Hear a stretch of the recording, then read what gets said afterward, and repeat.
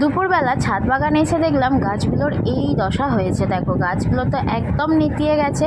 দেখো উপরে কিন্তু একটা শেড লাগালাম, তাতেও কিন্তু কিছু হলো না। তো যাই হোক, অন্যদিকে কিন্তু মনটা বেশ ভালো লাগছিল, কারণ এই ঘাস ফুলের গাছগুলোতে আজকে দেখলাম ঘাস ফুল ফুটে আছে।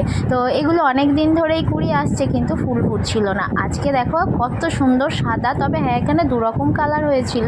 আর এই দিকে দেখো আমি যে লঙ্কা চারাগুলোকে তুলে আলাদা প্যাকেট করে বসিয়েছিলাম, সেগুলো কিন্তু আজকের বেশ বড় হয়েছে। আর এই দিকে দেখো ওই যে গাছটা থেকে তুলে এনেছিলাম, জানি না কী কারণে গাছটা কিন্তু একদম ঝিমিয়ে গেছে। হয়তো গাছটা খুঁজেছিলাম, তার কারণে শেকড়টা হয়তো কেটে গেছে। তো যাই হোক, এর জন্য তো আমার ভীষণ মন খারাপ, কারণ এদের যে বড় গাছটা ছিল ওই গাছে কিন্তু এখন ফুল চলে এসছে, লঙ্কাও ধরেছিল। কি আর করা যাবে, এই ছোট ছোট চারা গাছগুলো যদি বাঁচাতে পারি তাহলে কিন্তু নেক্সট বার আরও অনেক লঙ্কা হবে। তো যাই হোক, আজকের আমার এই মিনি ব্লগটি তোমাদের কেমন লাগলো অবশ্যই জানিও। দেখা হচ্ছে নেক্সট ভিডিওতে। টাটা।